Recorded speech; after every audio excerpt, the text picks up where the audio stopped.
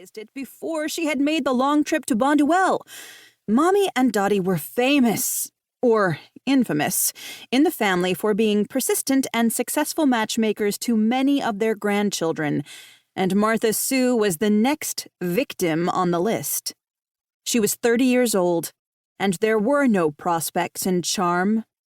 Ach, well, no prospects she hadn't already rejected, and she certainly wasn't going to give Yost Beiler a sideways glance ever again. Lord willing, her moving to Wisconsin would be the final nail in the coffin of that relationship. Yost was the real reason Martha Sue had agreed to come to Bonduelle, no matter what Mom's or Mommy's reasons were. Martha Sue wiped a foolish tear from her cheek.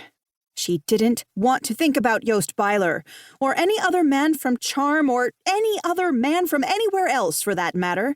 She didn't want Mammi and Dottie to find her a husband, because at this point it would be an old bachelor who was sick of cooking for himself, or someone with very bad eyesight who was willing to settle for a plain Amish maidel.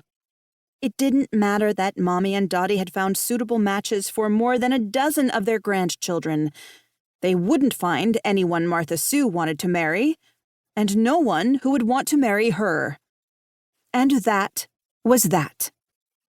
Mammi was the dearest soul in the world, and she was going to be very disappointed that Martha Sue didn't want her help finding a husband. But it would be best to let Mammi down sooner than later, before she invited half the single Amish men in Bonduelle to dinner. Martha Sue found a pint of deep purple huckleberry raisin jelly on the shelf, next to a row of bottles labeled pickled kitchen scraps. She didn't even want to know what that was. Huckleberry raisin jelly on cheesy jalapeno bread was bad enough. Upstairs, someone knocked on the front door, and there were muted Christmas greetings and laughter. The family was still gathering. Now would be the perfect time to mention to her grandparents that she didn't want a husband, and to please not try to set her up with anybody. Mammi would be too distracted to be upset. Dottie wouldn't care. And then maybe Martha Sue could enjoy the party. She hurried up the stairs and into the great room. At least another dozen relatives had arrived since she'd been downstairs.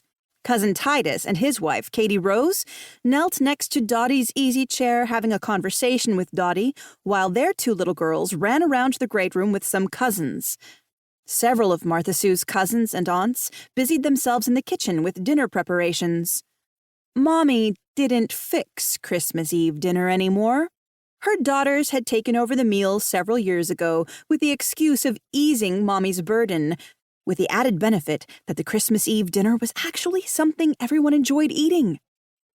Mammi sat in her rocker holding the hand of little Isaac, Moses and Leah's youngest, listening intently as he told her something that looked to be very important to a 3-year-old.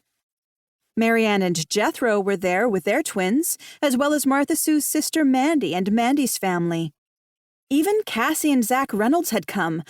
Cassie had jumped the fence a few years ago and married Zach, who was a very important doctor in Chicago.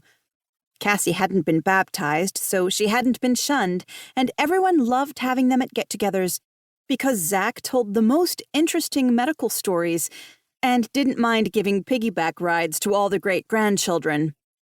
Zach also gave free medical advice, and he was always cornered at these gatherings by anxious mothers wanting him to look in their children's ears, or curious adults wanting him to diagnose a rash or a weird mole.